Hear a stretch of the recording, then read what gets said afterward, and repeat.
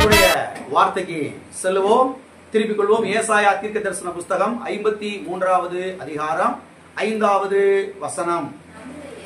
நம்முடைய மீறுதல்களின் நிமித்தம் அவர் காயப்பட்டு, நம்முடைய அக்கிரமங்களின் நிமித்தம் அவர் நொறுக்கப்பட்டார்.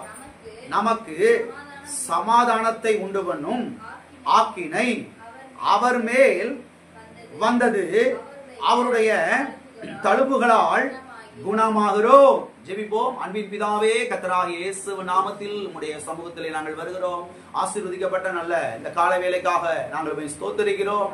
கர்த்தாவே துதிக்கிறோம். மனுஷன் அப்பத்தினால் மாத்திரமல்ல, கர்த்தருடைய வாயிலிருந்து புறப்படுகிற ஒவ்வொரு வார்த்தையினாலும் பிழைப்பான் என்று சத்திய வேதத்தில் நாங்கள் வாசிக்கிறோமே. சத்திய ஆவியானவரே, உமது வேதத்தில் உள்ள அதிசயங்களை நாங்கள் பார்க்கும்படி எங்களுடைய கண்களை நீர் பிரகாசமாக வேண்டும்படியா நாங்கள் ஜெபிக்கிறோம். சத்திய ஆவியானவரே, சகல சத்தியத்திற்குள் எங்களை வழிநடத்தி செல்லும், சத்தியங்களை எங்களுக்கு வெளிச்சம் போட்டு காண்பியும். பரிசுத்த ஆவியானவரே, உடைய வார்த்தைகளை எங்களுடைய உள்ளத்திலே நீர் வெளிப்பாடாய் மாற்றுவீராக, வெளிச்சமாய் மாற்றுவீராக. அவ்விதமாய் செய்கிறீர். அதற்காக நன்றி. இயேசு நாமத்தில் பிதாவே, ஆமென். மறுபடியும் வாசிக்கிறேன், கவனியுங்கள். நம்முடைய மீறுதல்களின் நிமித்தம் அவர் காயப்பட்டு, நம்முடைய அக்கிரமங்களின் நிமித்தம் அவர் நொறுக்கப்பட்டார். நமக்கு சமாதானத்தை உண்டு பண்ணும் ஆக்கினை அவர் மேல் வந்தது. அவருடைய தழும்புகளால் குணமாகிறோம். இந்த வசனம் என்ன சொல்லுகிறது? நம்முடைய மீறுதலுக்காக இயேசு காயப்பட்டார், நம்முடைய அக்கிரமங்களுக்காக இயேசு நொறுக்கப்பட்டார். நமக்கு சமாதானத்தை உண்டு பண்ணும் ஆக்கினை, அதாவது தண்டனை, இயேசுவின் மேல் வந்தது. இயேசுவின் காயங்களால், இயேசுவின் தழும்புகளால் நாம் என்ன செய்கிறோம்? குணமாகிறோம் என்று இந்த வசனம் சொல்லுகிறது. ஆண்டவராய் இயேசு கிறிஸ்து யாருக்காக அவர் தண்டிக்கப்பட்டார் என்றால், நமக்காக அவர் தண்டிக்கப்பட்டார். நம்முடைய பாவங்களுக்காக, நம்முடைய அக்கிரமங்களுக்காக, நம்முடைய மீறுதலுக்காக, நம்முடைய கீழ்ப்படியாமைக்காக இயேசு கிறிஸ்து கல்வாரி சிலுவையில் என்ன செய்யப்பட்டார்?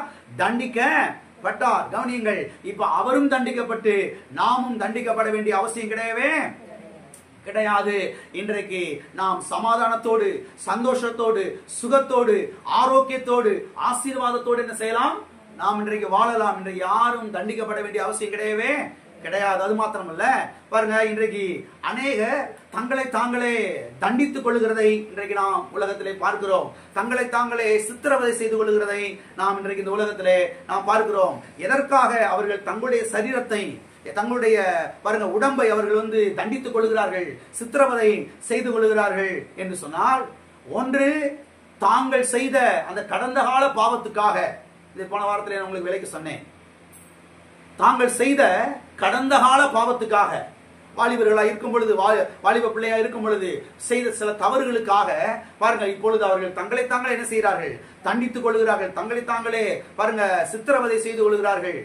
அதற்காக தான் அவர்கள் விதமாய் நடந்து கொள்கிறார்கள். இரண்டாவதாக, எதற்காக அவர்கள் தங்களை தாங்களே அவர்கள் சித்திரவதை செய்து கொள்கிறார்கள் என்று சொன்னால், கடவுளுடைய அந்த ஃபேவரை, கடவுளுடைய அந்த பாருங்க தயவை பெற்றுக் கொள்வதற்காக, கடவுளுடைய இரக்கத்தை பெற்றுக் கொள்வதற்காக, கடவுளுடைய அந்த அருளை பெற்றுக் கொள்வதற்காக, கடவுளுடைய ஆசீர்வாதத்தை பெற்றுக் கொள்வதற்காக தங்களை தாங்களே என்ன செய்து கொள்கிறார்கள்? தண்டித்துக் கொள்கிறார்கள். தங்களை தாங்களே தண்டித்துக் கொண்டால் கடவுள் இதெல்லாம் பார்த்து இறக்கப்பட்டு நமக்கு அருளை கொடுத்துட மாட்டாரா? ஆசீர்வாதத்தை கொடுத்துட மாட்டாரா? தயவை கொடுத்துட மாட்டாரா? அவர் இரக்கத்தை காமிச்சிட மாட்டாரா? கண்ணத்தை இருந்து பார்த்துட மாட்டாரா? அவர் முகத்தை நம்ம பக்கத்தை திருப்பிட மாட்டாரா என்று அநேகர் பாருங்க தங்களை தாங்களே என்ன செய்து கொள்கிறார்கள்? தண்டித்துக் கொள்கிறார்கள். தங்களை தாங்களே அடிக்கிறது, ரத்தத்தை வடிய விடுறது, இன்னும் பலவிதமான காரியங்களை பாருங்க செய்யறது. எதுக்காகனா, இதெல்லாம் பார்த்து கடவுளுடைய மனசு உருகிறாதா? கடவுளுடைய மனசு இறங்கிறாதா? அவருடைய முகம் நம்ம பக்கத்தில் திரும்பிடாதா? கடவுளுடைய ஆசீர்வாதம் கிடைச்சிடாதா? கடவுளுடைய கிருபை கிடைச்சிடாதா? கடவுளுடைய நன்மைகள் நமக்கு பலிச்சிடாதா? இதுக்காக தான் அவர்கள் தங்களுடைய சரீரத்தை என்ன செய்து கொள்கிறார்கள்? அவர்கள் சித்திரவதை செய்து கொள்கிறார்கள். தங்களுடைய சரீரத்தை அவர்கள் தண்டித்துக் கொள்கிறார்கள். அருமையானவர்களே, கவனியுங்கள். ஒரு காரியத்தை நாம் தெளிவாய் புரிந்து கொள்ள வேண்டும். அது என்னவென்று சொன்னால், நம்மை நாமே தண்டித்துக் கொள்வதனாலே தேவனுடைய இரக்கம் நமக்கு கிடைத்து விடாது. நம்முடைய சரீரத்தை நம்மை நாமே தண்டித்துக் கொள்வதனாலே தேவனுடைய தயவு நம்மையிலே விழுந்து விடாது. நம்முடைய சரீரத்தை தண்டித்துக் கொள்வதனாலே தேவனுடைய அருளை நாம் பெற்றுக்கொள்ள முடியாது. நம்மை நாமே தண்டித்துக் கொள்வதனாலே தேவனுடைய ஆசீர்வாதத்தை நாம் பெற்றுக்கொள்ள முடியாது. அருமையானவர்களே கவனியுங்கள், தேவ தயவு, நன்றாய் கவனியுங்கள், தேவ தயவு ஒரு மனிதனுக்கு எப்பொழுது கிடைக்கும் என்றால், தேவனுடைய இரக்கங்கள் எப்பொழுது ஒரு மனிதனுக்கு கிடைக்கும் என்றால், தேவனுடைய அருள் ஒரு மனிதனுக்கு எப்பொழுது கிடைக்கும் என்றால், தேவனுடைய ஆசீர்வாதங்கள் எப்பொழுது ஒரு மனிதனுக்கு கிடைக்கும் என்றால், ஒரு மனிதன் தனிப்பட்ட விதத்திலே, நன்றாய் கவனியுங்கள், தனிப்பட்ட விதத்திலே, ஒரு மனுஷி தனிப்பட்ட விதத்திலே இயேசு கிறிஸ்துவை ஆண்டவராக ஏற்றுக்கொள்ளும் பொழுது, இயேசு கிறிஸ்துவை உள்ளத்திலே ஆண்டவராக விசுவாசித்து ஏற்றுக்கொள்ளும் பொழுதுதான் தேவனுடைய ஆசீர்வாதங்களை அவன் பெற்றுக்கொள்கிறான்.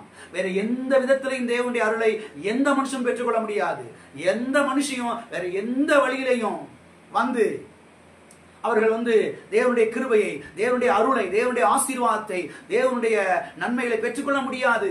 10 பேருக்கு நன்மை செய்யறதுனால, 10 பேருக்கு கூழ் காய்ச்சி ஊத்துறதுனால, 10 பேருக்கு ட்ரெஸ் எடுத்து கொடுக்கறதுனால, தங்களுடைய சரீரத்தையே அடித்து வதைக்கிறதுனால தேவனுடைய கிருபையை, தேவனுடைய அருளை, தேவனுடைய ஆசீர்வாதத்தை, தேவனுடைய நன்மைகளை பெற்றுக்கொள்ள முடியாது. சமாதானத்தை பெற்றுக்கொள்ள முடியாது. இயேசு கிறிஸ்துவை விசுவாசிக்க வேண்டும். என்று சொன்னால் பிதாவாகிய தேவன் இயேசு கிறிஸ்துவை கல்வாரி சிலுவையிலே தண்டித்தார். நம்முடைய பாவத்துக்காக, நம்முடைய அக்கிரமங்களுக்காக, நம்முடைய மீறுதலுக்காக, நம்முடைய கேடுபாடுகளுக்காக, நாம் செய்த தவறுகளுக்காக பிதாவாகிய தேவன் இயேசு கிறிஸ்துவை கல்வாரி சிலுவையில் 2000 ஆண்டுகளுக்கு முன்பதாக தண்டித்தார். அவரை அடித்தார், அவரை நொறுக்கினார். இப்ப இயேசு கிறிஸ்துவை ஒரு மனுஷன் விசுவாசிக்கும் பொழுது, ஒரு மனுஷன் இயேசு கிறிஸ்துவை ஆண்டவராக ஏற்றுக்கொள்ளும் பொழுது, இயேசுவே எனக்காக கல்வாரி சிலுவையில் அடிக்கப்பட்டீர், நொறுக்கப்பட்டீர், தண்டிக்கப்பட்டீர், என்னுடைய பாவங்களுக்காக நீர் காயப்பட்டீர் ஆண்டவர், அடிக்கப்பட்டீர் ஆண்டவர், தண்டிக்கப்பட்டீர், உம்மை ஆண்டவராக விசுவாசிக்கிறேன், இருதயத்தில் விசுவாசிக்கிறேன், வாயினாலே அறிக்கை செய்கிறேன், உள்ளத்திலே வாரும் என்று அழைப்பு கொடுக்கும் பொழுது ஆட்டோமேட்டிக்கா தேவனுடைய கிருபையை இவன் பெற்றுக் கொள்கிறான், தேவனுடைய ஆசீர்வாதங்களை இவன் பெற்றுக் கொள்கிறான், தேவனுடைய நன்மைகள் கிடைக்க ஆரம்பிக்கிறது, தேவனுடைய அருள் இவனுக்கு என்ன செய்ய ஆரம்பிக்கிறது, கிடைக்க ஆரம்பிக்கிறது. எனவேதான் ஒரு மனுஷனோ ஒரு மனுஷியோ பாருங்க, முதலாவதாக இயேசு கிறிஸ்துவை விசுவாசித்து ஆண்டவராக என்ன செய்ய வேண்டும், ஏற்றுக்கொள்ள வேண்டும். இயேசுவை ஆண்டவராக ஏற்றுக்கொள்வது என்பது அவ்வளவு அவசியமானதாக இருக்கிறது. எனவே ஆண்டவராக இயேசு கிறிஸ்துவை ஏற்றுக்கொள்ளாதவர்கள் ஆண்டவராக இயேசு கிறிஸ்துவை உங்களுடைய நன்மைக்காக, உங்களுடைய ஆசீர்வாதத்துக்காக, உங்களுடைய நல்வாழ்வுக்காக நீங்கள் ஏற்றுக்கொள்ளுங்கள். ஏற்றுக்கொள்ளும் பொழுது தேவனுடைய இரக்கம், தேவனுடைய கிருபை, தேவனுடைய அருள், தேவனுடைய ஆசீர்வாதம் உங்களுக்கு பலிக்க ஆரம்பிக்கும். ஆகவே நீங்க நன்றாக இருப்பதற்காக, உங்களுடைய நல்ல எதிர்காலத்துக்காக ஆண்டவராக இயேசு கிறிஸ்துவை ஏற்றுக்கொள்ளாதவர்கள் ஆண்டவராக இயேசு கிறிஸ்துவை ஏற்றுக்கொள்ளுங்கள். திருப்பிக் கொள்வோம். எபிரேயருக்கு எழுதின நிருபம் 11ஆம் அதிகாரம் 6வது வசனம். விசுவாசம் இல்லாமல் தேவனுக்கு பிரியமாயிருப்பது கூடாத காரியம். ஏனென்றால் தேவனிடத்தில் சேருகிறவன் அவர் உண்டென்றும் அவர் தம்மை தேடுகிறவர்களுக்கு பலன் அளிக்கிறவர் என்றும் விசுவாசிக்க வேண்டும். என்ன செய்ய வேண்டும்? விசுவாசிக்க வேண்டும்.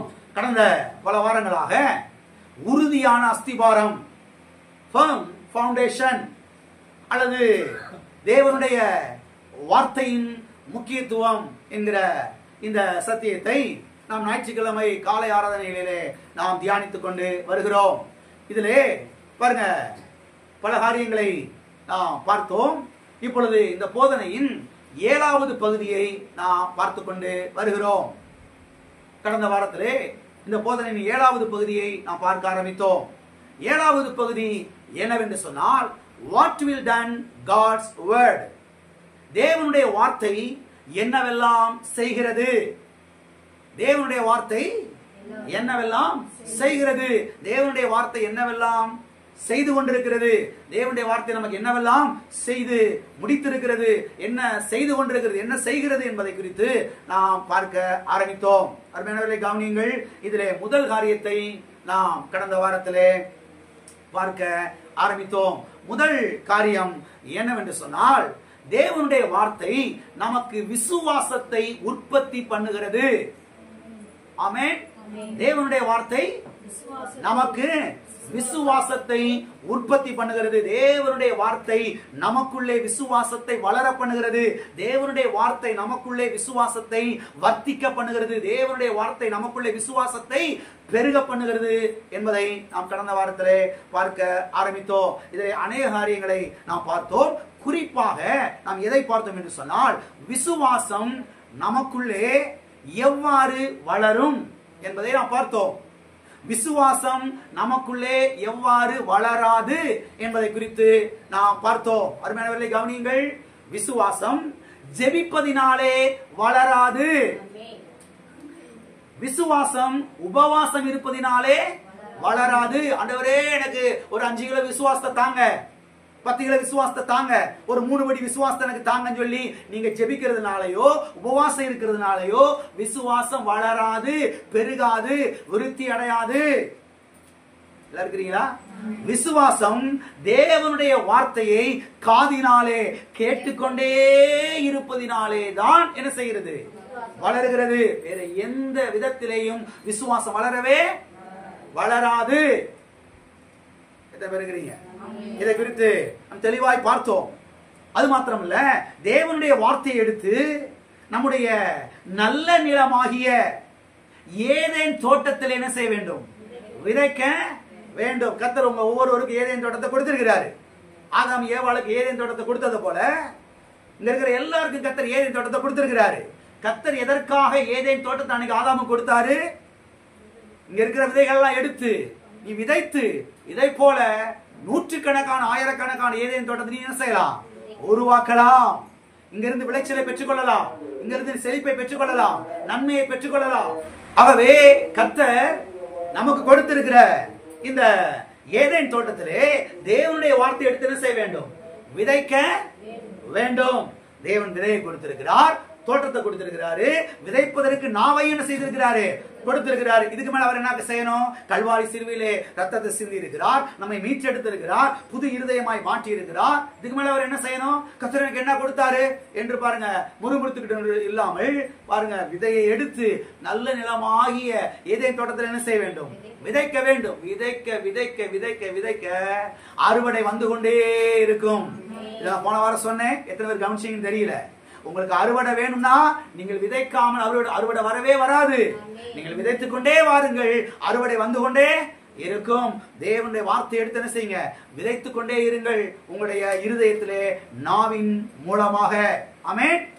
ஓகே, இதை தொடர்ந்து இன்றைக்கு இன்னும் சில காரியங்களை நாம் பார்க்க போகிறோம். தேவனுடைய வார்த்தை நமக்கு செய்கிற முதல் காரியம் என்னவென்று சொன்னால், தேவனுடைய வார்த்தை நமக்குள்ளே விசுவாசத்தை உற்பத்தி பண்ணுகிறது. ஆமென். பக்கத்துல கைப்பிடி சொல்லுங்க. தேவனுடைய வார்த்தை உங்களுக்குள்ளே விசுவாசத்தை உற்பத்தி பண்ணுகிறது, வளர பண்ணுகிறது, பெருக பண்ணுகிறது. ஆமென். அருமையானவர்களே கவனியுங்கள். விசுவாசம் என்பது ஒரு ஆவிக்குரியவனுக்கு, ஒரு கிறிஸ்தவனுக்கு, ஒரு ஆவிக்குரியவளுக்கு உயிர் மூச்சை போல் இருக்கிறது. எதை போல இருக்கிறது? உயிர் மூச்சை போல் இருக்கிறது. வாசிப்போம். ஆதியாகமம் 1ஆம் அதிகாரம் 20வது வசனம். பின்பு தேவன் நீந்தும் ஜீவ ஜந்துக்களையும் பூமியின் மேல் வானம் என்கிற ஆகாய விரிவிலே பறக்கும் பறவைகளையும் ஜலமானது திரளாய் பிறப்பிக்க கடவது என்றார். ஜலமானது எது? அந்த ஜலம் என்கிற வார்த்தையை நல்லா நீங்க அண்டர்லைன் பண்ணி வைங்க. பேனாவுல ரவுண்டு போடுங்க, இல்லைன்னா ஸ்கேல்ல வச்சு ஒரு கோடு போட்டு வைங்க. அப்பதான் புரியும் உங்களுக்கு. ஜலமானது திரளாய் பிறப்பிக்க கடவது. எது பிறப்பிக்க கடவது? இன்னைக்கு நீங்க இதை டெஸ்ட் பண்ணி பார்க்கலாம். ஒரு பெரிய சட்டியில ஒரு அண்டாவில் தண்ணியை பிடிச்சி வச்சிருங்க. ஒரு மாசம் கழிச்சு பாருங்க உள்ள என்ன இருக்கும்? என்ன இருக்கும்? ஏதாவது துள்ளிக்கிட்டு இருக்கும் உள்ள. நீங்க எது பிடிச்சி உள்ள விட்டீங்களா? பிடிச்சி உள்ள விட்டீங்களா? விடல. தேவன் ஆதியில சொன்னாரு, ஜலமானது, ஜலம் என்பது தண்ணீர், ஜலமானது திரளாய் பிறப்பிக்க கடவுது.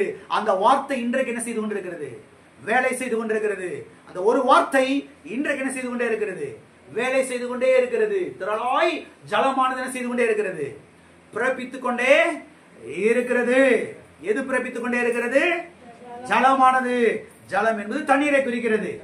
ஆமென். 21 வசனத்தை வாசிப்போம். ஆதியாகமம் 1:21. தேவன் மகா மச்சங்களையும் ஜலத்தில் தங்கள் தங்கள் ஜாதிகளின்படியே திரளாய் ஜனிப்பிக்கப்பட்ட சகலவித நீர்வாழும் ஜந்துக்களையும் சிறகுள்ள ஜாதி ஜாதியான சகலவித பட்சிகளையும் சிருஷ்டித்தார். தேவன் அது நல்லது என்று கண்டார். இங்கே நாம் பார்க்கிறோம், ஜலத்தில் தங்கள் தங்கள் ஜாதிகளின்படியே வகை வகையாக. ஜலத்திலிருந்து ஏதோ மீன் மாத்திரம் வருது கிடையாது. நண்டு வருது, தவளை வருது, நத்தை வருது.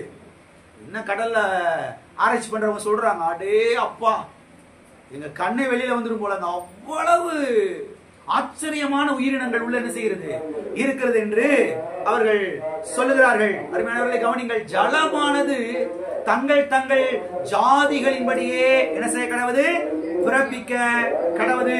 அப்ப இந்த வசனங்களிலே நான் பாருங்க என்ன கவனிக்கிறோம் என்று சொன்னால், ஜலமானதுதான் நீர்வாழும் ஜந்துக்களை, பறவைகளை, பட்சிகளை அது ஜனிப்பித்தது என்பதை இந்த வேத வசனங்களிலே நாம் பார்க்கிறோம். இப்ப இந்த ஜீவ ஜந்துக்களிலே திரளான ஜீவ ஜந்துக்கள் இருக்கிறது இல்லையா? இப்ப இந்த ஜீவ ஜந்துக்களிலே ஒரு ஜீவ ஜந்துவை நம்ம எடுத்துக்கொள்வோம். மீனை எடுத்துக்கொள்வோம். மீன் உங்களுக்கு நல்லா தெரியும் இல்லையா? மீன் எடுத்துக்கொள்வோம். இந்த மீனை தேவன் எப்படி உண்டாக்கி இருக்கிறார் என்றால், இந்த மீனை அந்த தண்ணீருக்குள்ளேயே இருந்து வாழும்படியாக தேவன் என்ன செய்திருக்கிறார், உண்டாக்கி இருக்கிறார். தண்ணிக்குள்ளதான் அது என்ன செய்யணும் இருக்கிற, வேற எங்க என்ன செய்யக்கூடாது, ஆகாயத்துல பறக்கக்கூடாது, தரையில கிடக்கக்கூடாது. எங்கதான் இருக்கணும், எங்கதான் இருக்கணும், தண்ணிக்குள்ளதான் என்ன செய்யணும் இருக்கணும். இப்ப இந்த மீனை தண்ணீரிலிருந்து எடுத்துட்டா என்ன ஆகும், உயிர் வாழ்றது கஷ்டம், உயிர் வாழ முடியாது. கவனிங்கள், இத போலதான் ஒரு ஆவிக்குரியவனுக்கு, மறுபடியும் பிறந்தவனுக்கு, ஒரு கிறிஸ்தவனுக்கு விசுவாசம் என்பது அவ்வளவு முக்கியம். உயிர் மூச்சை போல இருக்கிறது. அவன் விசுவாசத்திலே வாழும்படியாக தேவனாலே என்ன செய்யப்பட்டிருக்கிறான். மீன் எப்படி தண்ணீருக்குள்ளே இருந்து வாழும்படியாக தேவனாலே உண்டாக்கப்பட்டதோ, இத போல ஒரு தேவனுடைய மனுஷன், ஒரு தேவனுடைய பிள்ளை, மறுபடியும் பிறந்தவன், ஒரு கிறிஸ்தவ விசுவாசி, அவன் விசுவாசத்தினாலே வாழும்படி, விசுவாசத்தினாலே பிழைக்கும்படியாக அவன் தேவனாலே என்ன செய்யப்பட்டிருக்கிறான், உண்டாக்கப்பட்டிருக்கிறான். எனவேதான் ஒரு கிறிஸ்தவ விசுவாசிக்கு விசுவாசம் என்பது அவ்வளவு முக்கியம். இந்த விசுவாசம் ஒரு தேவனுடைய பிள்ளைக்கு எங்கே இருந்து வருகிறது, தேவனுடைய வார்த்தைக்குள்ளே இருந்து வருகிறது. தேவனுடைய வார்த்தை தான் ஒரு தேவனுடைய மனுஷனுக்கு, ஒரு தேவனுடைய பிள்ளைக்கு விசுவாசத்தை என்ன செய்கிறது, உற்பத்தி பண்ணுகிறது, வளர பண்ணுகிறது. சத்தியவேதம் சொல்லுகிறது. வாசிப்போம், ரோமருக்கு எழுதின நிருபம் 1ஆம் அதிகாரம் 17வது வசனம். விசுவாசத்தினாலே நீதிமான் பிழைப்பான் என்று எழுதி இருக்கிறபடி, விசுவாசத்தினாலே நீதிமான் பிழைப்பான் என்று எழுதி இருக்கிறபடி. எங்க எழுதி இருக்கிறபடி, பழைய ஏற்பாட்டில் என்ன செய்திருக்கிறது, எழுதி இருக்கிறது. என்ன எழுதி இருக்கிறது, தன் விசுவாசத்தினாலே நீதிமான் பிழைப்பான் என்று எழுதப்பட்டிருக்கிறது. அந்த தன் என்கிற வார்த்தை இங்க மிஸ் பண்ணிட்டாங்க. ரோமர் 1ஆம் அதிகாரம் 17ஆம் வசனத்துல மிஸ் பண்ணிட்டாங்க. அந்த வார்த்தை நீங்க ஆழமாய் கவனிக்கணும். தன் விசுவாசத்தினாலே நீதிமான் பிழைப்பான். யாருடைய விசுவாசத்தினாலே, அடுத்தவங்க விசுவாசத்தினால கிடையாது. இருக்கிறீங்களா, போயிட்டீங்களா? ரொம்ப நாளைக்கு அடுத்தவங்க விசுவாசத்துல என்ன செய்ய முடியாது, பிழைக்க முடியாது. பிரதர் நீங்க ஜெபம் பண்ணிக்கீங்க, சிஸ்டர் நீங்க ஜெபம் பண்ணிக்கீங்க, நல்லதுதான். ஜெபம் பண்ண சொல்றது நல்லதுதான். ஜெபம் பண்றாங்க, கர்த்தருக்கு ஸ்தோத்திரம், கர்த்தர் பதில் தர்றாரு. ஆனா திட்டமாய் தெரிந்து கொள்ளுங்கள், உங்க விசுவாசத்தினால நீங்க என்ன செய்ய முடியும், பிழைக்க முடியும். ஆகவே சத்தியவேதம் தெளிவாய் சொல்லுகிறது, தன் விசுவாசத்தினாலே நீதிமான் பிழைப்பான். அப்ப விசுவாசம் இல்லைனா நீங்களே பதில் சொல்லுவீங்க. விசுவாசம் இல்லைனா அவனால இந்த பூமியில என்ன செய்ய, வெற்றியாய் வாழ முடியாது. இந்த பூமியிலே ஜெயமாய் வாழ முடியாது. இந்த பூமியிலே செழிப்பாய் வாழ முடியாது. இந்த பூமியிலே பாருங்க செல்வமாய் வாழ முடியாது. இந்த பூமியிலே தீர்க்காயுசாய் வாழ முடியாது. இந்த பூமியிலே பாருங்க ஆசீர்வாதமாய் ஆரோக்கியமாய் வாழ முடியாது. எனவே விசுவாசம் என்பது ஒரு கிறிஸ்தவனுக்கு மிக மிக முக்கியமான ஒன்றாக இருக்கிறது. இப்ப இந்த விசுவாசம் நமக்கு எங்கே இருந்து வருகிறது என்று சொன்னால் தேவனுடைய வார்த்தையிலிருந்து என்ன செய்கிறது? வருகிறது. தேவனுடைய வார்த்தைக்குள்ளே இருந்து என்ன செய்கிறது? வருகிறது. ஆமென். எல்லா கரங்களுக்கு சொல்லுவோம். நான் என்னுடைய விசுவாசத்தினாலே பிழைக்கிறேன். நான் என்னுடைய விசுவாசத்தினாலே பிழைக்கிறேன். இந்த விசுவாசம் தேவனுடைய வார்த்தைக்குள்ளே இருந்து ஒவ்வொரு நாளும் வருகிறது. ஆமென். சரி, உங்க சரீரம் டெய்லி எப்படி பழகுது? சொல்லுங்க. நல்ல சில்லி சிக்கன், புரோட்டா, நூடுல்ஸ், அது இது சாப்பிட்டாலே செய்யுது, உள்ள வேலை செய்ய முடியுது, சாப்பிட வேண்டி இருக்குது. அப்படித்தானே? சாப்பிடலைன்னா ஒண்ணும் பண்ண முடியாது. இதை போலதான் தேவனுடைய வார்த்தையை நீங்கள் ஒவ்வொரு நாளும் உட்கொண்டே இருக்கணும். தேவனுடைய வார்த்தை ஒவ்வொரு நாளும் நீங்க என்ன செய்யணும்? உட்கொண்டே இருக்கணும். உட்கொண்டே இருக்கும் பொழுதுதான் அங்க என்ன செய்யும்? உங்களுக்கு தேவையான விசுவாசம், உங்களுக்கு தேவையான தைரியம், உங்களுக்கு தேவையான எல்லாம் என்ன செய்யாங்க? உண்டாக ஆரம்பிக்கும். கர்த்தர் சொன்னாரு, மனுஷன் அப்பத்தினாலே மாத்திரமல்ல, மனுஷன் புரோட்டாவினாலே மாத்திரமல்ல, மனுஷன் மட்டன் பிரியாணினாலே மாத்திரமல்ல, மனுஷன் நூடுல்ஸ்னாலே மாத்திரமல்ல, தேவனுடைய வாயிலிருந்து புறப்படுகிற ஒவ்வொரு வார்த்தையினாலும் பிழைப்பான். ஆமென். அப்ப டெய்லி தேவனுடைய வார்த்தை நீ உட்கொள்ளணும். உட்கொண்டாதான் விசுவாசம் வளரும். விசுவாசம் வளர வளர நீங்க வெற்றி பெற முடியும், நீங்க ஜெயிக்க முடியும், நீங்க ஜெயமாய் வாழ முடியும், பிரச்சனைகளை அடிச்சு வீழ்த்த முடியும், வியாதியை விரட்டி அடிக்க முடியும், தரித்திரத்தை விரட்டி அடிக்க முடியும், கடன் பிரச்சனைகளை விரட்டி அடிக்க முடியும். டெய்லி என்ன செய்யணும்? நீங்க வார்த்தைய உட்கொள்ளணும். சிலர் வந்து கேட்கறது பார்த்தா ஆச்சரியமா இருக்குது. ஏன் பாஸ்டர் டெய்லியுமா சாப்பிடணும்னு சொல்றீங்க? நீங்க டெய்லியுமா பைபிள் வாசிக்கணும்? வாரத்துல ஒரு நாள் வாசித்தா போதாதா? நீங்க டெய்லி சாப்பிடாம இருந்து பாருங்க எப்படி இருக்கு பாப்போம். எலும்பு தோலுமாயிருவீங்க சரீரத்துல. உள்ள ஆவி மனிதனுக்கு தேவையான வார்த்தையை நீங்கள் கொடுக்கவில்லை என்றால் உள்ள இருக்கிற ஆவி மனிதன் எலும்பும் தோலுமா பேர்ன் ஆயிடுவான். இது வெளியில தெரியாது, பிரச்சனை வரும்போது தான் தெரியும். பிரச்சனை வரும்போது ஆடி போடுவான் மனுஷன். ஆளு அப்படியே வேறுத்து விறுவிறுத்து விரைவாடத்து போயிடுவான். என்ன பண்றது ஏது பண்றது பார்க்கணும் உருளுறது. ஏன்னா உள்ள என்ன இல்ல? விசுவாசம் இல்ல. ஏன் விசுவாசம் இல்லைன்னா டெய்லி தேவனுடைய வார்த்தை என்ன செய்யல? உட்கொள்ளல. கவனிக்கணும். நீங்க தான் ஆழமான காரியங்கள். டெய்லியுமா பைபிள் வாசிக்கணும், டெய்லியுமா பிரசங்க செய்தியை கேட்கணும், டெய்லியுமா விசுவாச அறிக்கை பயணம், டெய்லியுமா தேவனுடைய வார்த்தை வாய்க்கிறதுன்னு சொல்லணும். அப்படிப்பட்ட உலகத்துல வாழ்றோம். ஜெயிக்கணும்னா, வெற்றி பெறணும்னா தேவனுடைய வார்த்தை உட்கொண்டு தானே செய்யணும், ஆக வேண்டும். டெய்லி தேவனுடைய வார்த்தை எடுக்கணும், விசுவாச அறிக்கைகளை பண்ணணும், அந்நிய பாஷையில இருந்து ஜெபிக்கணும், வார்த்தைகளை உள்ள அனுப்பணும். அனுப்பும் போதுதான் உள்ள இருக்கிற ஆவி மனிதன் என்ன செய்வான்? புஷ்டியா இருப்பான், விசுவாசத்துல வளர ஆரம்பிப்பான். பிரச்சனைகள் என்ன செய்ய முடியும்? ஈஸியா ஜெயிக்க முடியும். வியாதிகளை விரட்சி அடிக்க முடியும், கடன் பிரச்சனைகளை ஜெயிக்க முடியும். ஆமென். டெய்லி தேவனுடைய வார்த்தை என்ன செய்ய வேண்டும்? உட்கொள்ள வேண்டும். பக்கத்துல எப்படி சொல்லுங்க? டெய்லியும் தேவனுடைய வார்த்தையை உட்கொள்ள வேண்டும். ஆமென். ஒரு சகோதரி இருக்கிறாங்க பாருங்க, அவங்க வேலை பார்க்கறாங்க. அவங்க வேலைக்கு போகும்போது பைபிளை தூக்கிட்டு போயிடுறது, பைபிளையே தூக்கிட்டு போயிடுறது. போய் வேலையில முடிச்சுட்டு உட்காந்து 1 மணி நேரம் 2 மணி நேரம் அங்கேயே வாசித்துறது பைபிளை. எவன் தொல்லே இருக்காரு. போ கீச்சு பூச்சி சத்தம் கேட்காது. எல்லாம் இருக்கிறீங்களா? போயிட்டீங்களா? ஒரு சகோதரி இருக்கிறாங்க பாருங்க, சொல்லுங்க. காலையில் 2 மணி நேரம் 3 மணி நேரம் வாசித்துறது பாஸ்டர். அவர் மத்தியானம் வேற செய்து 2 மணி நேரம் அதிகாரம் வாசித்துறது. வாசித்தாலும் திருப்தியா இருக்குது. வாசித்தாதான். நான் ஸ்கூல்ல படிக்கிற காலத்துல பைபிள் தூக்கி போயிடுறது ஸ்கூலுக்கு. மத்தியானம் 1 மணி நேரம் சாப்பிட்றதுக்கு கொடுப்பேன் டைம். 10 நிமிஷம் சாப்பிட்டுறது. 10 நிமிஷம் சாப்பிட்டுட்டு பைபிள் எடுத்து வாசிக்கிறது. ரூம்ல உட்காந்து, கிளாஸ் ரூம்ல உட்காந்து எல்லாரும் போய் கிரவுண்ட்ல விளையாண்டுட்டு இருப்பாங்க. எல்லாம் இருக்கிறீங்களா? சில ஹரிகளா நீங்க கொஞ்சம் மாற்றிக்கொள்ளணும். ஆபீஸ்ல ஒர்க் பண்றீங்களா? எல்லாம் அட்ஜஸ்ட்மெண்ட் பண்ணணும். நீங்க சாப்பிட்றதுக்கு 1/2 hour கொடுக்குறாங்களா? சாப்பிட்றதுக்கு 10 நிமிஷம் தான். சாப்பிட்டுட்டு கார்ல உட்காந்து 20 நிமிஷம், அந்த 40 நிமிஷம் நல்ல அந்நிய பாஷையில பேசலாம்.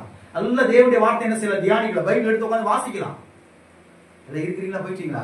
நேரங்களை எப்படி எடுத்துக்கிறணும்? நேரங்களை எப்படி வாழ்க்கையில வெற்றி பெறணும், ஜெயிக்கணும், மேல வரணும், செழிக்கணும், வாழ்ந்திருக்கணும்னா நேரங்கள் எப்படி எடுத்துக்கிறணும். எனக்கு நேரமே இல்லை பாஸ்டர்.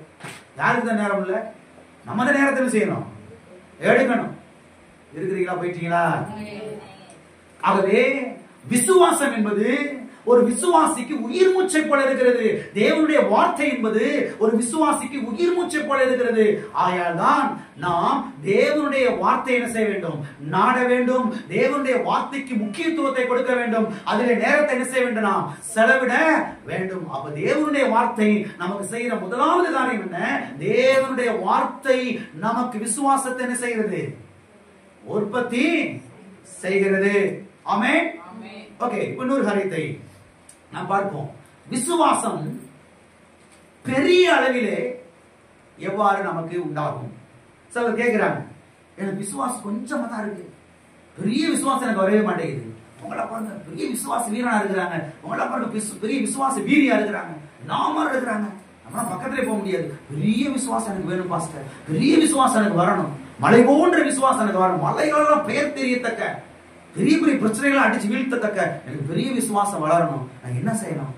என்ன செஞ்ச பெரிய விசுவாசம் எனக்கு வரும்? பாரு, மக்களுடைய பெரிய கேள்வியா இருக்கிறது.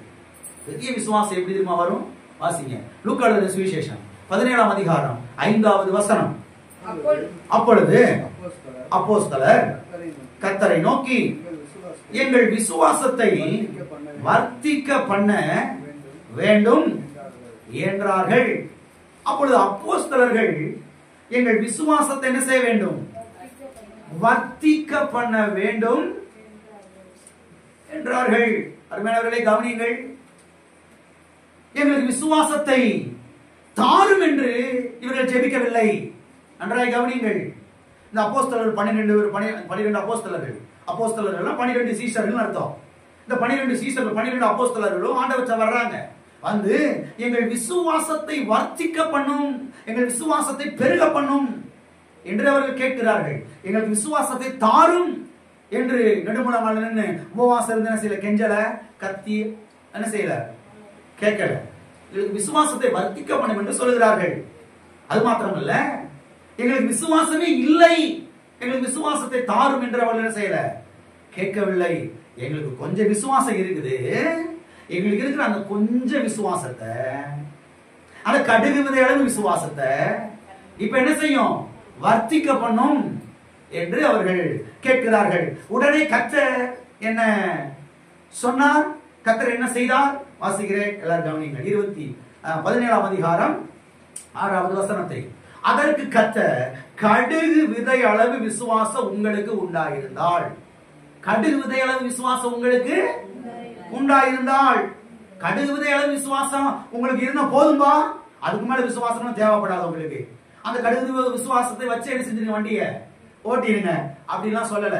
கடுகு விதை அளவு விசுவாசத்தை வச்சு கடுகு போன்ற பிரச்சனை என்ன செய்ய முடியும்? அடிச்சு வீழ்த்த முடியும். மலை போன்ற பிரச்சனை என்ன செய்ய முடியாது? அடிச்சு வீழ்த்த முடியாது. இப்ப கர்த்தர் சொல்றாரு, கடுகு விதை அளவு விசுவாசம் உங்களுக்கு உண்டாயிருந்தால்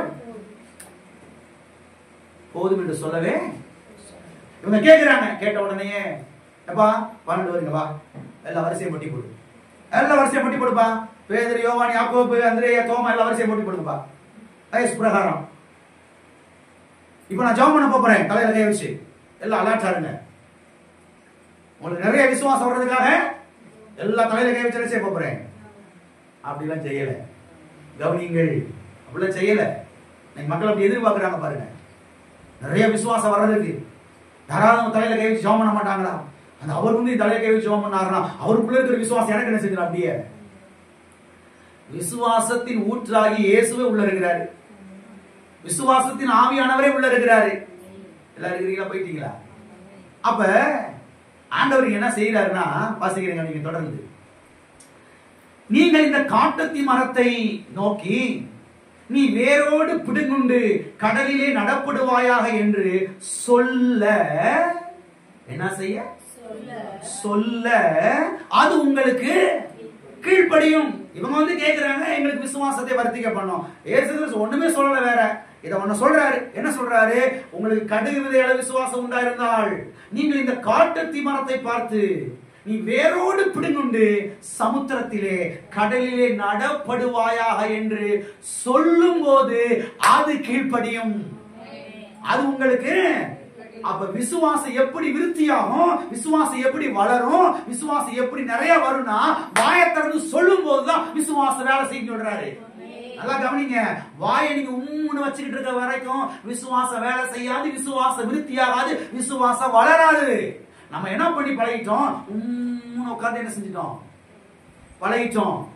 ஒரு பிரச்சனை வந்தோடனே, ஒரு போராட்டம் வந்தோடனே உம்முன்னு உட்கார்ந்துருக்கு.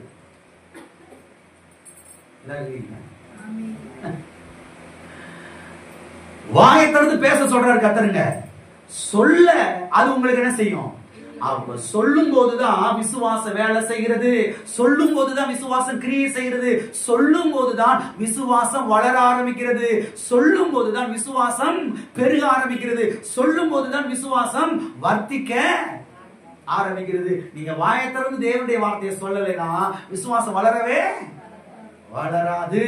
இருக்கிறீங்களா? அப்ப கொஞ்சம் விசுவாசம் பெரிய விசுவாசமா வளரணும்னா என்ன செய்யணும்? என்ன செய்யணும்? சொல்லணும். சொல்ல சொல்லதான் விசுவாசம் என்ன செய்கிறது? வளர்கிறது. பக்கத்துல எப்படி சொல்லுங்க. பெரிய விசுவாசம் உங்களுக்கு வரணும்னா, உங்களுக்குள்ள இருக்கிற விசுவாசம் வளரணும்னா சொல்லணும். வாயை திறந்து தேவனுடைய வார்த்தைய பேசணும். பேசும்போதுதான் உங்க விசுவாசம் கிரியை செய்யும், உங்க விசுவாசம் வளரும். நல்ல ஆழமாய் பதித்துக் கொண்டு போங்க இருதயத்துல. வாயை திறந்து சொல்லலைன்னா 25 வருஷம் நீங்க சபைக்கு வந்தாலும் விசுவாசம் வளராது. திட்டமா சொல்றேன், 25 வருஷம் நீங்க சபைக்கு வந்தாலும் விசுவாசம் வளராது, வேலை செய்யாது. திருப்தி அடைஞ்சிக்கலாம், நான் சர்ச்சுக்கு நீங்க போயிட்டு வந்துட்டேன். நீங்க வீட்டுக்கு போய் உங்களுக்கு பெரிய வேலை இருக்குது. தேவனுடைய வார்த்தையை திரும்ப திரும்ப திரும்ப திரும்ப திரும்ப திரும்ப திரும்ப வாயை திறந்து பேசிக்கிட்டே இருக்கணும். போகும்போது, வரும்போது, உட்காரும்போது, எந்திரிக்கும் பொழுது, வண்டியில போகும்போது, பஸ்ல போகும்போது, ட்ரெயின்ல போகும்போது தேவனுடைய வார்த்தை என்ன செய்ய ஆரம்பிக்கணும்? பேசிக்கிட்டே இருக்கணும். வாயை கண்டதுக்கு என்ன செய்யக்கூடாது? விட்டு கொடுக்க கூடாது, கண்டதுக்கு ஒப்பு கொடுக்க கூடாது. தேவனுடைய வார்த்தையை வாயை திறந்து பேசுவதற்கு வாய் என்ன செய்யணும்? டெடிகேஷன் பண்ணணும், ஒப்பு கொடுக்கணும், பிரதிஷ்டை பண்ணணும். எல்லாம் இருக்கிறீங்களா? நம்ம என்னென்னமோ பேசி பழகிட்டோம். அதனால இருக்கிற விசுவாசம் பிடிக்கிட்டு போயிடுது. இங்க எம்டியா தெரியுது, பார்க்கும்போது ஒன்றும் இல்லாம வெறுமையா தெரியுது. சில சமயம் விசுவாசம் இருக்குதா இல்லைன்னே கூட தெரியாம போயிடுது. அப்ப விசுவாசம் வளரணும்னா வாயத்திறந்து என்ன செய்ய ஆரம்பிக்கணும்? சொல்ல ஆரம்பிக்கணும். ஸ்மித் விக்கர்ஸ்வொர்த் என்கிற அந்த விசுவாச அப்போஸ்தலர் பாருங்க, அவற்ற சில வாலிபர்கள்லாம் வந்து ஒரு நாள் அவங்க கேட்டாங்களாம். என்ன கேட்டாங்களா? எங்களுக்கு விசுவாசம் நிறைய பெருகணும், அதுக்கு நாங்க என்ன செய்யணும்? மாபெரும் விசுவாசத்தை பெற்றுக்கொள்வது எப்படி என்கிற ஒரு கேள்வியை அவருக்கு முன்வைத்தாங்களாம். அதுக்கு ஸ்மித் விக்கர்ஸ்வொர்த் என்கிற இந்த பிரசங்கர் சொன்னாராம், முதலாவது முளைத்து வெளியே வருகிறது, பின்பு கதிர் வருகிறது, பின்பு கதிரே நிறைந்த தானியம் வருகிறது என்று பதில் கொடுத்தாராம். என்ன பதில் கொடுத்தாரா? முதலாவது முளைத்து எழும்பி வெளியே வருகிறது, இரண்டாவதாக கதிர் வருகிறது, மூன்றாவதாக அந்த கதிரிலே நிறைந்த தானியங்கள் என்ன செய்கிறது? வருகிறது என்று சொன்னாராம். இதை இவர் எங்க இருந்து சொன்னார்னா, மார்க் எழுதின சுவிசேஷம் 4ஆம் அதிகாரம் 28வது வசனத்திலிருந்து சொன்னார். வாசிப்போம். மார்க் எழுதின சுவிசேஷம் 4ஆம் அதிகாரம் 28வது வசனம். எப்படி என்றால், நிலமானது முன்பு முளையையும் பின்பு கதிரையும் கதிரிலே நிறைந்த தானியத்தையும் பலனாக தானாய் கொடுக்கும். எப்படி கொடுக்கும்? தானாய் கொடுக்கும். நன்றாய் கவனியுங்கள். எல்லாரும் பாருங்க, எத்தனை பேர் விதை விதைச்சு பழகிருக்கீங்க? வாழ்க்கையில் என்னைக்காவது ஏதாவது விதை விதைச்சிருப்பீங்களா? எதையோ ஒரு செடிய, சில வீட்டுக்குள்ள போனா செடியால இருக்கு தோத்திரம் வைங்க. எங்கேயாவது வாழ்க்கையில் என்னைக்காவது கண்டிப்பா என்ன செஞ்சிருப்பீங்க? விதைச்சிருப்பீங்க இல்லையா? நீங்க விதைச்சதுக்கு பிறகு போய் தூங்கிடுறீங்க, அப்படித்தானே? தூங்கிடுறீங்க, அப்படித்தானே? நைட்லாம் முடிச்சுட்டு உட்காந்துருக்கீங்களா? பக்கத்துலயே டார்ச் லைட் வச்சு அடிச்சுட்டு எப்படா வருதுன்னு பார்ப்போம் அப்படின்னு ஒரு நாள் பார்த்தது இல்ல. பார்த்து கூட செய்யுங்க, ஒன்றும் பிரச்சனை இல்லை. தூக்கம் தான் கேடும். விதைச்சா நிலமானது, இந்த வார்த்தை நீங்கள் கவனிக்க வேண்டும். நிலத்துல விதைச்சிட்டா ஆட்டோமேட்டிக்கா அது என்ன செய்யுது? விதை முளை கிளம்பி வெளியே வருகிறது, பின்பு கதிர் வருகிறது.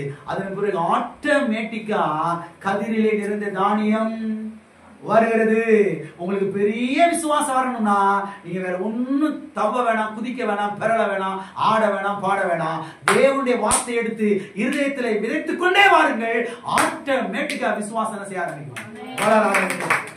ஆட்டோமேட்டிக்கா முதல் லேசா முளை கிளம்பி வெளியே வருகிறது, அப்புறம் கதிர் வருக ஆரம்பிக்கிறது. கதிரிலே நிறைந்த தானியம் நிறைய வரைய ஆரம்பிக்கிறது. நீங்க ஒன்னும் தவ வேணாம், தொண்டையிலேயே கத்த வேணாம், லவலவன் கத்தலாம் வேணாம். தேவனுடைய வார்த்தை எடுத்து உங்க இருதயத்தில் என்ன செய்ய ஆரம்பிங்க. உங்க இருதயம் தான் நல்ல நிலம். ஆமென். உங்க நிலத்துல விதைச்சுக்கிட்டே வாங்க, அறுவடை என்ன செய்து கொண்டே இருக்கும், வந்து கொண்டே இருக்கும். அப்ப இதனுடைய அர்த்தம் என்ன? முதலாவது முளை கிளம்பி வெளியே வருகிறது, பின்பு கதிர் வருகிறது, அதன் பின்பு என்ன செய்கிறது, அந்த கதிரில் இருந்த தானியம் வருகிறது. இதை போலதான் விசுவாசம் என்பது.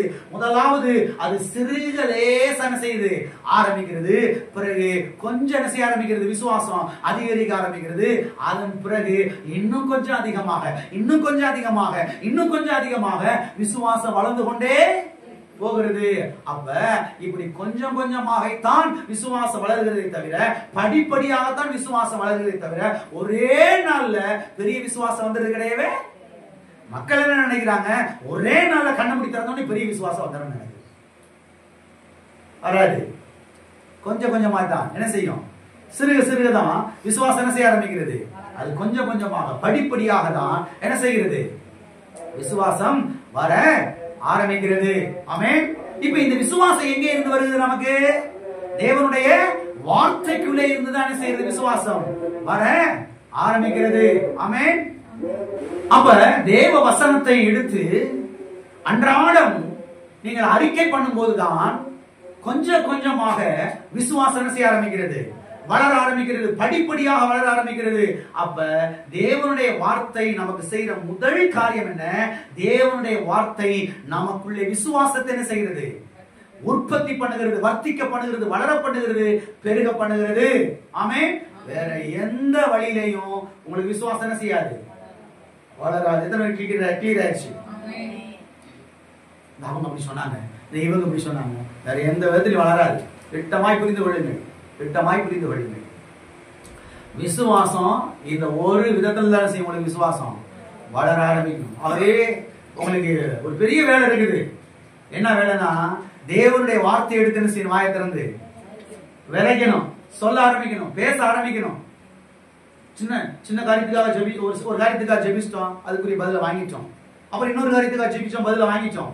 அதுக்குரிய விசுவாசம் இருந்துச்சு, வாங்கிட்டோம். அவ்வளவு பெரிய காரியத்தை வாங்க முடியலையே. அப்ப அதுக்குரிய விசுவாசம் என்ன செய்யல, இன்னமும் வளரல இல்ல. அப்ப அதுக்குரிய விசுவாசம் எப்ப வரும்? வசனத்தை டெய்லி கேட்க ஆரம்பிக்கணும், வசனத்தை டெய்லி உள்ள அனுப்பணும், வசனத்தை காது மூலமா டெய்லி கேட்கணும், வசனத்தை வாயத்திலிருந்து டெய்லி பேச ஆரம்பிக்கணும். பேச பேச பேச பேச பேச அந்த விசுவாசம் என்ன செய்ய ஆரம்பிக்குது, இப்ப வளர ஆரம்பிக்கிறது. விசுவாசம் வளரும் பொழுது ஆட்டோமேட்டிக்கா அந்த காரியத்துக்கான பதில் செஞ்சிருப்ப வந்து விடுகிறது வீட்டுக்கு. ஆமென். ரொம்ப எளிமையா நீங்கள் பெற்றுக்கொள்ளலாம். ரொம்ப நீங்க மண்டையை போட்டு செய்ய வேணாம், டென்ஷனா எப்படி ஆதங்க உருளெல்லாம் வேணாம். ஒண்ணு செய்யுங்க, என்ன செய்யுங்க, வசனத்தை காதுனால கேட்டுக்கொண்டே இருங்கள், வசனத்தை வாயத்திலிருந்து பேசிக்கொண்டே இருங்கள், வாக்குத்தத்தங்களை பேசிக்கொண்டே இருங்கள், விசுவாச அறிக்கைகளை பண்ணிக்கொண்டே இருங்கள். ஆட்டோமேட்டிக்கா அவங்க இருதயத்துக்குள்ள விசுவாசம் செய்ய ஆரம்பிக்கும், வளர ஆரம்பிக்கும். சத்தியவேதத்துல நாம் பார்க்கிறோம், சங்கீதக்காரன் சொல்லுகிறான், சங்கீதம் 91:2 சொல்லுகிறான், அவன் நான் கர்த்தரை நோக்கி நீர் என் அடைக்கலம், என் கோட்டை, என் தேவன், நான் நம்பி இருக்கிறவர் என்று என்ன செய்வேன், வாயை மூடிக்கொள்வேன். என்ன செய்வேன், சொல்லுவேன். நான் கர்த்தரை நோக்கி நீர் என் அடைக்கலம், நீர் என் கோட்டை, நீர் என் தேவன், நான் நம்பி இருக்கிறவர் என்று சொல்லுவேன். அப்ப சொல்றதுக்குள்ளதான் வெற்றி இருக்குது. சொல்றது மூலமா விசுவாசம் வேலை செய்யுது, சொல்வதன் மூலமா விசுவாச கிரியை செய்யுது, சொல்வதன் மூலமாக தான் உள்ளே இருக்கிற விசுவாசம் வளர ஆரம்பிக்கிறது. சொல்ல சொல்லதான் விசுவாசம் செய்ய ஆரம்பிக்குது, பெருக. நீங்க சொல்லலைனா எத்தனை வருஷம் ஆனாலும் சரி விசுவாசம் வளரவே வளராது. சங்கீதக்காரன் சொல்லுகிறான், 107வது சங்கீதத்திலே 3ஆம் வசனத்திலே சொல்லுகிறான், அப்படி சொல்ல கடவர்கள். அப்படி எப்படி சொல்ல கடவர்கள்? 1ஆம் வசனம் 2ஆம் வசனம் பதில் சொல்லுகிறது. கர்த்தர் நல்லவர், அவர் கிருபை என்றும் உள்ளது என்று சொல்ல கடவர்கள். கர்த்தரால் மீட்கப்பட்டவர்கள் அப்படி சொல்ல கடவர்கள். எப்படி சொல்ல கடவர்கள்? கர்த்தர் நல்லவர், அவர் கிருபை எனக்கு என்றும் உள்ளது, நான் மீட்கப்பட்டவன், நான் மீட்கப்பட்டவன் என்று சொல்ல கடவர்கள். அப்ப சொல்லுகிறதுதான் வெற்றியே அடங்கி இருக்கிறது. சொல்லும் போதுதான் விசுவாசம் செய்து ரிலீஸ் ஆகுது. விசுவாசம் அப்பதானே செய்து கிரியை செய்கிறது. சொல்லுங்க, நீங்க சொல்லும் போதுதான் விசுவாசம் வேலை செய்கிறது. நீங்க சொல்லும் போதுதான் விசுவாசம் வேலை செய்கிறது. நீங்க சொல்லும் போதுதான் விசுவாசம் வளர ஆரம்பிக்கிறது. ஆமென். இருக்கிறீங்களா? யோவேல் தீர்க்கதரிசன புஸ்தகம் 3ஆம் அதிகாரம் 10ஆம் வசனம் சொல்லுகிறது, பலவீனன் எவனும் தன்னை பலவான் என்று என்ன செய்வானாக? சொல்லுவானாக. சரீரத்தில் பலவீனம் இருக்குது, அத சொல்லாதப்பா, நான் பலவான் என்று சொல்லுவானாக. சரீரத்தில் வியாதியின் அறிகுறிகள் இருக்கிறது, அதை சொல்லாத, நான் சுகவான் என்று சொல்லுவானாக. வீட்டுல கடன் பிரச்சனை இருக்குது, கர்த்தர் சொல்றாரு, நான் கடன்காரன் என்று சொல்லாத, நான் கடன் கொடுக்கிறவர் என்று சொல்லுவானாக. வேதாசனம் எப்படி போதுகின்றத பார்க்கறீங்க. இதை இங்கே லேசா ஒரு மூலையில சொல்லல, வேதாகமம் முழுவதும் நீங்க பாத்தீங்கன்னா இந்த சொல்றதை குறித்து, வாயை திறந்து பேசுறதை குறித்து ஆழமா என்ன செய்கிறது? போதிக்கிறது. பலவீனன் எவனும் தன்னை பலவான் என்று என்ன செய்வானாக? சொல்லுவானாக. சுகவீனன் எவனும் தன்னை சுகவான் என்று சொல்லுவானாக. ஆமென். எல்லாம் இருக்கிறீங்களா? எல்லாம் சொல்லுவோமா? சொல்லுவோமா? விசுவாசம் இருக்கீங்க? எல்லா காரியங்களும் சொல்லுவோம். நான் பலவீனன் அல்ல, நான் பலவான். நான் சுகவீனன் அல்ல, நான் சுகவான். நான் தரித்திரன் அல்ல, நான் ஐஸ்வர்யவான். நான் ஏழை அல்ல, நான் செல்வந்தன். நான் கீழானவன் அல்ல, நான் மேலானவன். நான் வாழானவன் அல்ல, நான் தலையானவன். நான் தோற்று போகிறவன் அல்ல, நான் ஜெயிக்கிறவன். ஆமென். சொன்ன வார்த்தையை அப்படி நோட்ஸ் பண்ணுங்க, அப்படி நோட்ஸ் பண்ணி அப்படியே சொல்லுங்க வாயை திறந்து. நான் டெய்லி இந்த வார்த்தையை சொல்றேன், இப்படியே சொல்றேன், இப்படிதான் சொல்லுவேன். நான் சொல்றத உங்களுக்கு சொல்லி கொடுக்குறேன். கீழானவன் அல்ல, நான் மேலானவன். நான் தாழ்ந்தவன் அல்ல, நான் தாழ்த்தப்பட்டவன் அல்ல, நான் உயர்ந்தவன். ஆமென். நான் பிடுங்குகிறவன் அல்ல, நான் கொடுக்கிறவன். நான் வாங்குகிறவன் அல்ல, நான் கொடுக்கிறவன். நான் கடன்காரன் அல்ல, கடன் கொடுக்கிறவன். நான் சபிக்கப்பட்டவன் அல்ல, நான் ஆசீர்வதிக்கப்பட்டவன்.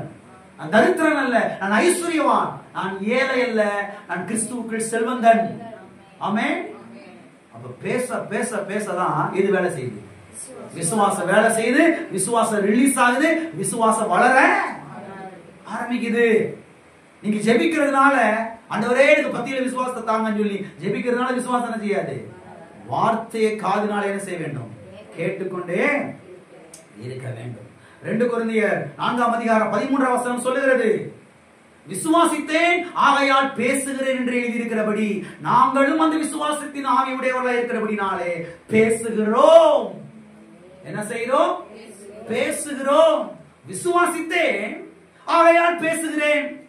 அப்ப விசுவாசித்தாவே என்ன செய்ய ஆரம்பிக்கணும்? சிலர் என்ன சொல்லுவாங்க, நான் விசுவாசிக்கிறேன் ஆனா வாயத்திறந்தெல்லாம் சொல்ல மாட்டேன். வாயத்திறந்தா அப்புறம் எப்படி விசுவாசம் வேலை செய்யும்? இருதயத்துல விசுவாசிக்கணும், வாயினால. ரோமர் தான் சொல்லுது 10ஆம் அதிகாரம். இருதயத்துல விசுவாசிக்க வேண்டும், வாயினாலே அறிக்கையிட வேண்டும். அப்படித்தானே?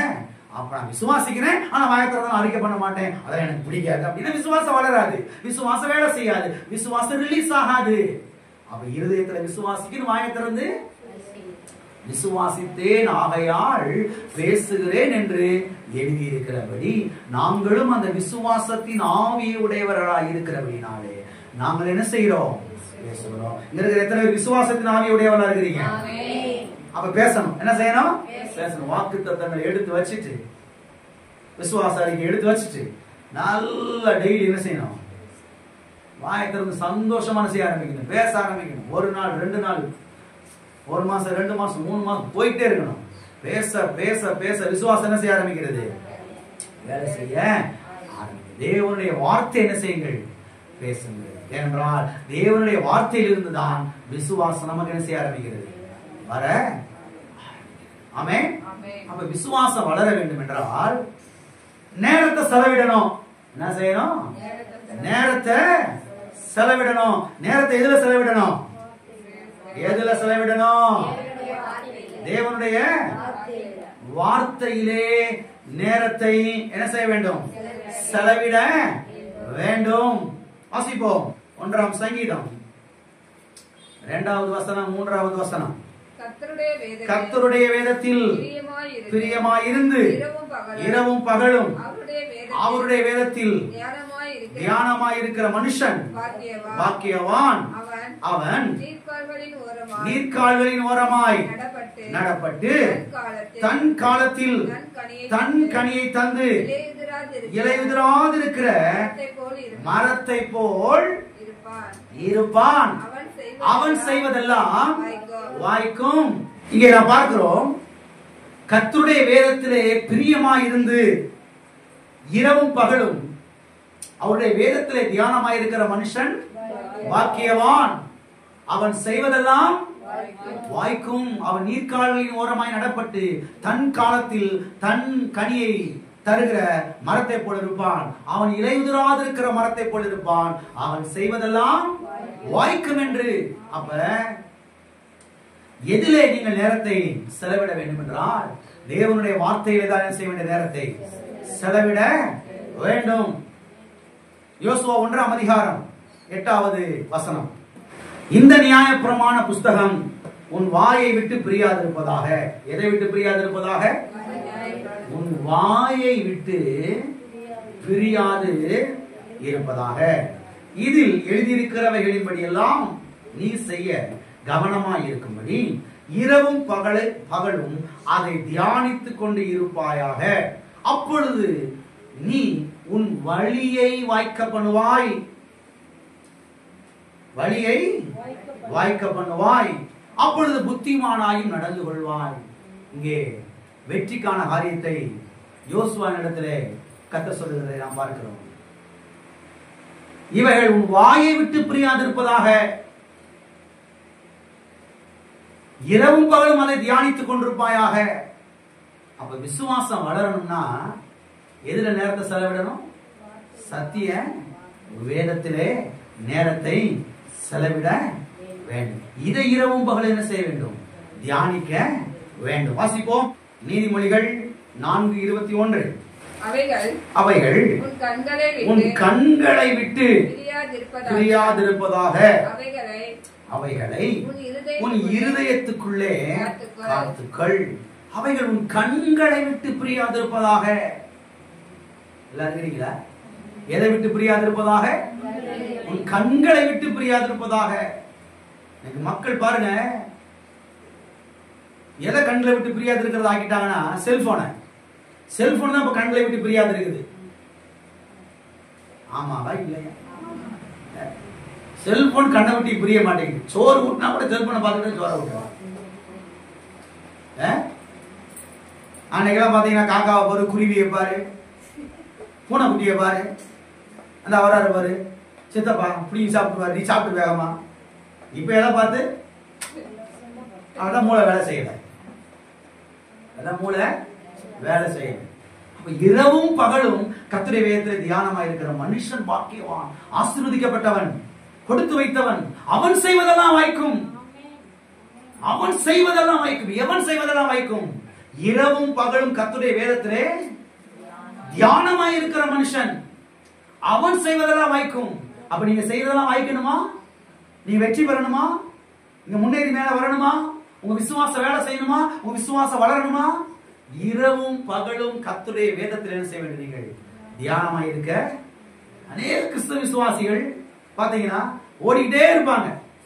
ஒரு இடத்துல என்ன செய்யறது கிடையாது, நிக்கிறதே கிடையாது. வேலை வேலை வேலை வேலை வேலை வேலை வேலை என்ன செய்யறது? ஓடிக்கிட்டே இருக்கிறது. சத்திய வேதத்தை வாசிக்கிறது கிடையவே கிடையாது. இப்படி ஓடிக்கிட்டே இருந்தீங்கன்னா சிறிதளவு கூட விசுவாசம் வளரவே வளராது. எனவே நேரத்தை ஒதுக்கி தேவனுடைய வார்த்தையிலே நேரத்தை என்ன செய்ய வேண்டும்? நீங்கள் செலவிட வேண்டும். ஆமென். அப்ப விசுவாசம் வளர முதலாவதாக நாம் என்ன செய்ய வேண்டும் என்றால், தேவனுடைய வசனத்தை கேட்க நேரத்தை என்ன செய்ய வேண்டும்? செலவிட வேண்டும். எல்லா காரணங்களுக்கும் சொல்லுவோம். விசுவாசம் வளர தேவனுடைய வார்த்தையிலே நேரத்தை செலவிட வேண்டும். எத்தனை கிளியர் ஆயிடுச்சு? உங்க விசுவாசம் வளரணும்னா முதலாவது நீங்கள் செய்ய வேண்டிய காரியம், தேவனுடைய வார்த்தையில நேரத்தை என்ன செய்யணும்? செலவிட. இரண்டாவதாக நீங்கள் என்ன செய்ய வேண்டும் என்றால்,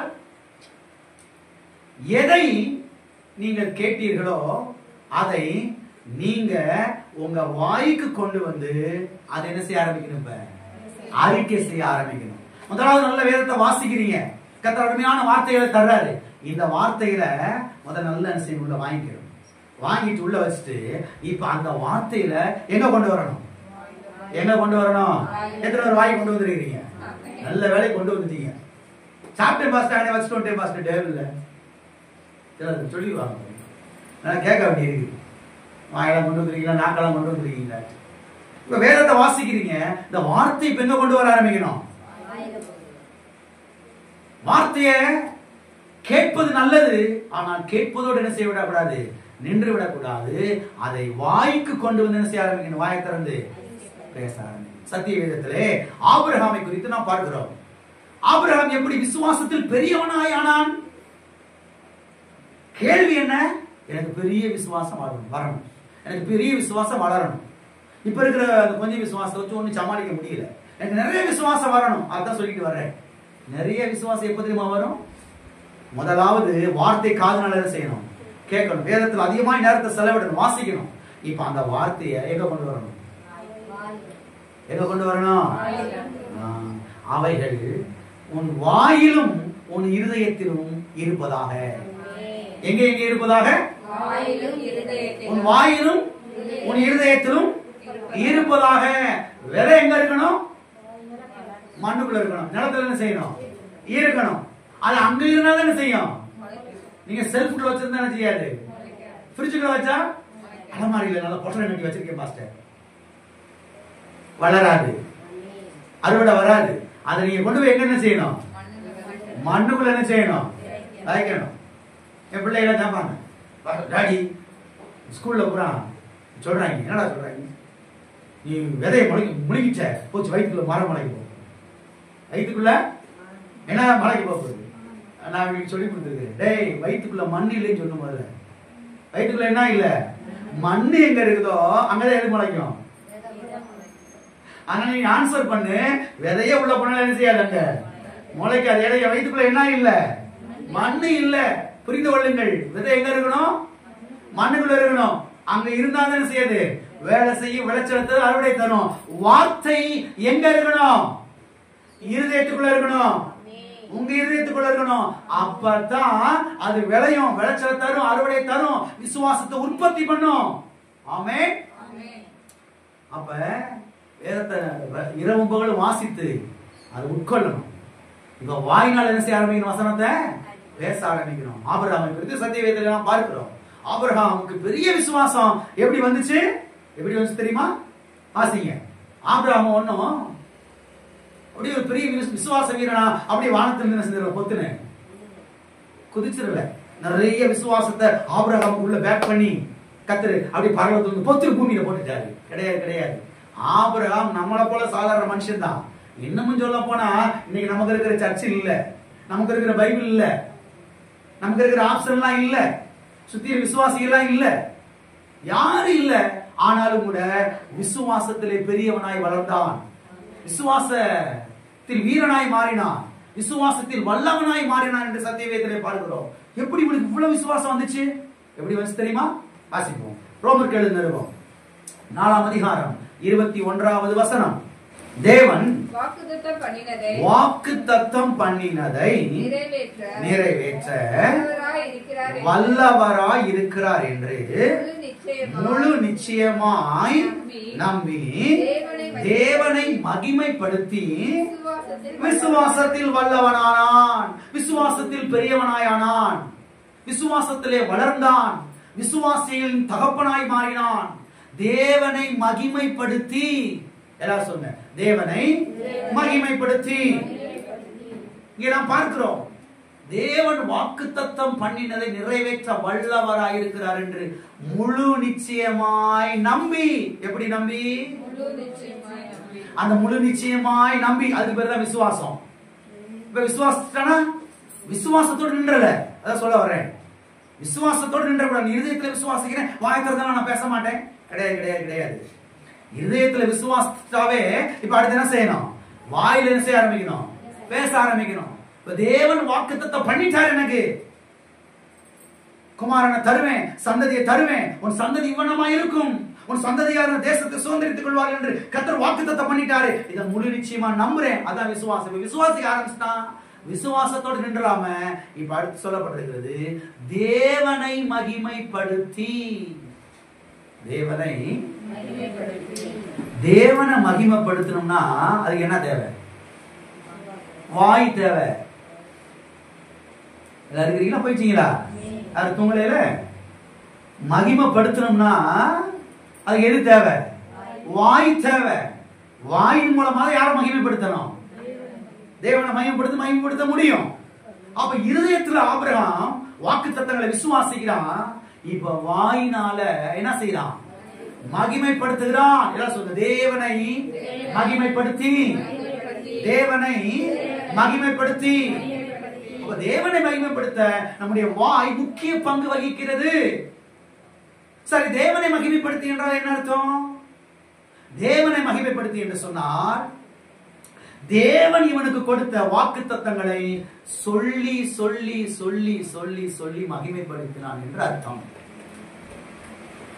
உனக்கும் உன் சந்ததிக்கும் இந்த பூமியை தருவேன் என்று சொன்னீரே, உமக்கு ஸ்தோத்திரம். இதை எனக்கு தந்தபடியால் உமக்கு ஸ்தோத்திரம், சந்ததியை கொடுத்தபடியால் உமக்கு ஸ்தோத்திரம், குமாரனை கொடுத்தபடியால் உமக்கு ஸ்தோத்திரம், திரளான ஜாதிகளுக்கு உன்னை தகப்பனாக ஏற்படுத்தினேன் என்று சொன்னீரே, சொன்ன வார்த்தையை நீர் உறுதிப்படுத்தினபடியால் உமக்கு ஸ்தோத்திரம். பூமியில் உள்ள வம்சங்கள் எல்லாம் உனக்குள் ஆசீர்வதிக்கப்படும் என்று சொன்னீரே, சொன்ன வார்த்தையை உறுதிப்படுத்தினபடியால் உமக்கு ஸ்தோத்திரம். என்னை ஆசீர்வதிக்கிறவர்கள் ஆசீர்வதிக்கப்படுவார்கள் என்று சொன்னீரே, சொன்ன வார்த்தையை உறுதிப்படுத்தினபடியால் உமக்கு ஸ்தோத்திரம் என்று இப்படி சொல்லி சொல்லி சொல்லி டெய்லி சொல்லி, காலையிலும் சொல்லி, மத்தியானம் சொல்லி, இரவு நேரத்தில் சொல்லி, நைட்ல 2 மணிக்கு தூக்கம் கெட்டாலும் அப்ப எதிர்த்து சொல்லி இவ்விதமாய் தேவனை மகிமைப்படுத்தி விசுவாசத்தில் வல்லவனாயானான், விசுவாசத்தில் பெரியவனாயானான். விசுவாசம் நிறைய வந்த உடனே அடுத்த வருஷத்துல குழந்தை பிறந்துருச்சு, ஈசாக்கு பிறந்துட்டான். அப்போ இருதயத்துல விசுவாசிக்கிறது மாத்திரம் கிடையாது, வாயை திறந்து என்ன செய்ய ஆரம்பிக்கணும்? சொல்ல ஆரம்பிக்கணும். நீங்க சொல்லாம எதையுமே பெற்றெடுக்க முடியாது, பெற்றுக்கொள்ள முடியாது. மறுபடியும் சொல்லுறேன், நீங்கள் வாயை திறந்து பேசாமல் அறிக்கையிடாமல் எந்த ஒரு ஆசீர்வாதத்தையும் பெற்றுக்கொள்ளவும் முடியாது, பெற்றெடுக்கவும் முடியாது.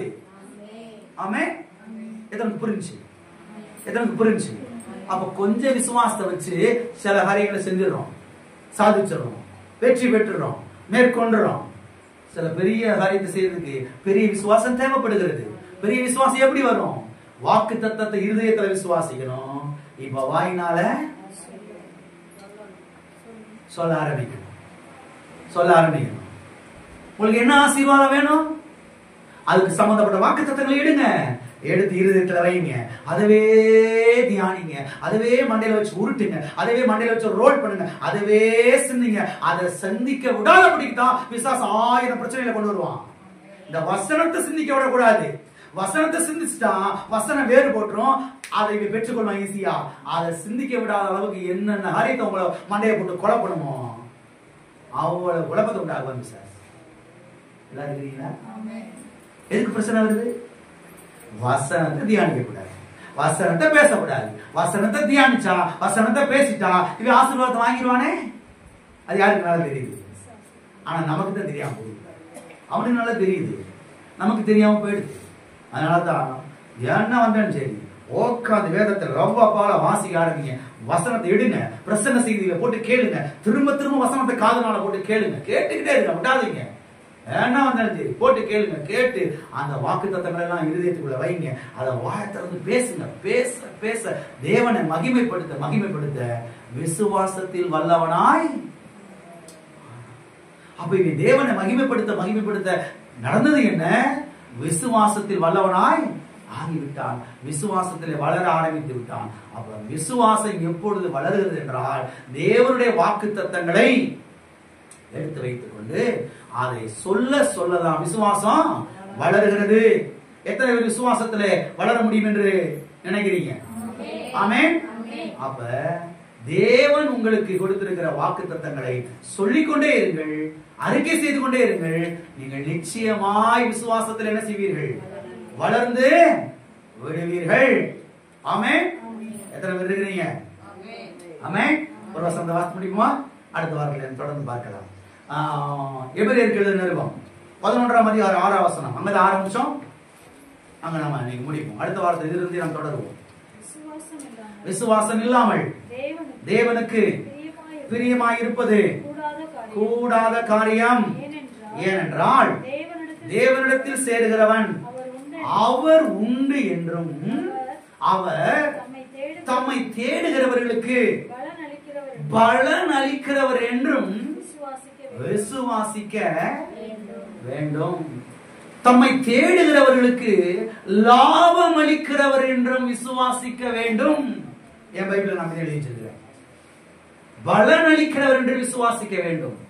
லாபம் கொடுக்கிறவர் என்று விசுவாசிக்க. பாஸ்டர் லாபம் கொடுக்கிறவர், லாபம் என்ற வார்த்தையெல்லாம் உலகத்தில் இருக்கக்கூடிய வார்த்தை தானே. லாபம் லாபம் லாபம் லாபம் எல்லா கடையும் எழுதி போட்டுருக்காங்க. பார்த்துருக்கீங்களா? எங்க எழுதி போட்டுருக்காங்க? கடையில. நான் சொல்றேன் எல்லா சர்ச்சையும் எழுதி போடணும். லாபம் லாபம் லாபம் லாபம். நம்ம எழுதி போடாதனால யார் எழுதி போட்டுருக்கிறா? பார்த்துருக்கீங்களா? ஒண்ணுமே தெரியாம இருக்கீங்க அப்படித்தானே? கடைகள்லாம் பாத்தீங்கன்னா லாபம் லாபம் எழுதி, சர்ச்செல்லாம் எழுதி போடுறது லாபம் சொல்லிட்டு. இங்க சத்தியம் சொல்லுகிறது லாபம் அளிக்கிறவர் என்று விசுவாசிக்க வேண்டும். எல்லா காரணங்களுக்கும் சொல்லுவோம். அவர் எனக்கு லாபம் அளிக்கிறவர் என்று விசுவாசிக்கிறேன். அவர் எனக்கு பலன் அளிக்கிறவர் என்று விசுவாசிக்கிறேன். அப்ப என்ன விசுவாசிக்கணும்? வாழ்வு கொடுக்கிறவர் என்று விசுவாசிக்க வேண்டும். சுகத்தை கொடுக்கிறவர் என்று விசுவாசிக்க வேண்டும். செழிப்பை கொடுக்கிறவர் என்று விசுவாசிக்க வேண்டும். வெற்றியை கொடுக்கிறவர் என்று விசுவாசிக்க வேண்டும். உயர்வை கொடுக்கிறவர் என்று விசுவாசிக்க வேண்டும். நன்மைகளை கொடுக்கிறவர் என்று விசுவாசிக்க வேண்டும். ஆமென். பாதுகாக்கிறவர் என்று விசுவாசிக்க வேண்டும். இதுதான் என்னது? விசுவாசம். விசுவாசம் என்ன? அவர் வாக்குத்தத்தத்தை என்ன செய்கிறது? விசுவாசிக்கிறது. அவருடைய வார்த்தை விசுவாசிக்கிறது. அதுதான் இது விசுவாசமாகும். அவர் தேவனுடைய வார்த்தையை விசுவாசிங்கள். விசுவாசிக்கிறது மாத்திரமல்ல, அதை வாயை திறந்து என்ன செய்யுங்கள்? பேசுங்கள், அறிக்கையிடுங்கள். விசுவாசம் வளர்வதற்கு வாய் முக்கிய பங்கு வகிக்கிறது. இந்த வாயை திறந்து தேவனுடைய வார்த்தைகளை பேசாம விசுவாசத்தை செய்ய முடியாது, வளர்த்துக் கொள்ள முடியாது. அப்ப விசுவாசம் ஜெபிப்பதினாலேயோ உபவாசம் இருப்பதினாலேயோ கொடலை சுருக்குவதினாலேயோ வருவது கிடையவே கிடையாது. விசுவாசம் என்பது தேவனுடைய வார்த்தையை காதினாலே கேட்டுக்கொண்டே இருப்பதினாலே என்ன செய்கிறது? வருகிறது. நீங்கள் தேவனுடைய வார்த்தை இருதயத்திலே விசுவாசிக்கிறீர்கள். பிறகு தேவனுடைய வார்த்தை வாயினாலே பேசுகிறீர்கள். நீங்கள் பேசுகிற தேவனுடைய வார்த்தையை யார் கேட்கிறா? உங்க காது கேட்குது. உங்க காது கேட்குது. காது வழியா அந்த வார்த்தை எங்க போது மறுபடியும் இருதயத்துல விசுவாசிங்க. இப்ப வாயினால பேசுறீங்க. இந்த வாயினால பேசக்கூடிய தேவனுடைய வார்த்தை யார் கேட்கிறா? உங்க காதே கேட்குது. உங்க காது வழியா மறுபடியும் எங்க தான் போகுது? இது ஒரு பெரிய ப்ராசஸ். விசுவாசம் வளர ஆரம்பிக்கிறது. எல்லா ஆசீர்வாதங்களையும் நீங்கள் எளிமையாய் பெற்றுக் கொள்ளலாம். அப்ப தேவனுடைய வார்த்தை நமக்கு செய்கிற முதல் காரியம் என்ன? தேவனுடைய வார்த்தை நமக்குள்ளே விசுவாசத்தை உற்பத்தி பண்ணுகிறது. ஆமென். அடுத்த வாரத்தில் நம்ம தொடர்ந்து பார்க்கலாம். எல்லா கண்களையும் நாம் சொல்லுவோம். ஓ தேவனே, ஸ்தோத்திரம் ஆண்டவரே. நல்ல நிலத்துக்கான ஸ்தோத்திரம், காதுக்கான ஸ்தோத்திரம், வாய்க்கான ஸ்தோத்திரம் ஆண்டவரே, வார்த்தைக்கான ஸ்தோத்திரம் ஆண்டவரே. கல்வாரி சிலுவையிலே நீ எங்களுக்கு செய்து முடித்திருக்கிற, சம்பாதித்து வைத்திருக்கிற ஆசீர்வாதத்துக்கான ஸ்தோத்திரம் ஆண்டவரே. ஓ ஸ்தோத்திர ஆண்டவரே, ஓ தேவனே நன்றி. கல்வாரி உயர்த்துகிறோம், ரத்தத்தை உயர்த்துகிறோம், உடைய தழும்புகளை உயர்த்துகிறோம் ஆண்டவரே, உடைய காயங்களை உயர்த்துகிறோம் ஆண்டவரே. ஓ தேவனே ஸ்தோத்திரம், ஸ்தோத்திரம், ஸ்தோத்திரம் ஆண்டவரே. நன்றி, நன்றி ஆண்டவரே, நன்றி தகப்பனே, நன்றி ஆண்டவரே. வாக்கு மாறாதவரே நன்றி. இன்னைக்கு உடைய வார்த்தைகளோடு பேசி இருக்கிறீர் ஆண்டவரே. நேரத்தை கத்தா பல காரியங்களில் வீணடிக்காமல் உங்களுடைய வார்த்தையிலே நேரத்தை நாங்கள் செலவிட உதவி செய்யுங்க ஆண்டவரே. நேரங்களை இப்படி வார்த்தையிலே செலவிட, வாயத்திறந்து பேசுறதிலே இப்படி வாக்குத்தத்தங்களை வாயத்திறந்து அறிக்கையிடுவதிலே செலவிட உதவி செய்யுங்க ஆண்டவரே. ஓ ஸ்தோத்திரம். இருதயத்திலே விசுவாசித்து வாயினாலே அறிக்கையிட உதவி செய்யும் பரிசுத்த ஆவியானவரே எங்களுக்கு உதவி செய்ய வேண்டும்படியாக நாங்கள் கேட்கிறோம். ஹல்லேலூயா, ஹல்லேலூயா. தகப்பனே, இயேசுவின் நாமத்தில் உம்முடைய சமூகத்திலே வருகிறோம். ஆசீர்வதிக்கப்பட்ட இந்த வேலைக்காக நன்றி கர்த்தாவே. இந்த வார்த்தை கொண்டு இன்றைக்கு எங்களோடு பேசியிருக்கிறீர் தகப்பனே. ஸ்தோத்திரம், ஸ்தோத்திரம் ஆண்டவரே, ஸ்தோத்திரம் ஆண்டவரே. ஓ தகப்பனே நன்றி ஆண்டவரே. மனுஷன் அப்பத்தினால் மாத்திரமல்ல, கர்த்தருடைய வாயிலிருந்து புறப்படுகிற ஒவ்வொரு வார்த்தையினால் பிழைப்பான் என்று சொன்னீரே கர்த்தாவே. பிழைப்புக்குரிய வார்த்தைகளை இன்றைக்கு எங்களுக்கு தந்திருக்கிறீர் கர்த்தாவே. வார்த்தைகள் உள்ளத்திலே வேலை செய்யட்டும், பிள்ளைகளுடைய வார்த்தையிலே வாழ்க்கையில கிரியை செய்யட்டும் ஆண்டவரே. பிள்ளைகளுடைய வார்த்தையை பிடித்துக் கொள்வார்களாக, பற்றி கொள்வார்களாக, நேரங்களை இந்த வார்த்தையிலே செலவிடுவார்களாக கர்த்தாவே. வார்த்தையில நேரத்தை செலவிட்டு விசுவாசத்தை வளர்த்துக் கொள்வார்களாக, வாழ்ந்து சுகித்திருப்பார்களாக கர்த்தாவே. ஸ்தோத்திரம். பிள்ளைகள் ஒவ்வொருவரும் பலவீனர்கள் அல்ல, அவர்கள் பலவான்கள். அவர்கள் சுகவீனர்கள் அல்ல, சுகவான்கள். அவர்கள் தரித்திரர்கள், ஐஸ்வர்யவான்கள். அவர்கள் கீழானவர்கள், அவர்கள் மேலானவர்கள் என்று நாங்கள் சொல்லுகிறோம் ஆண்டவரே. வார்த்தைகளை உறுதிப்படுத்தும் இயேசுவின் நாமத்தில் பிதாவே.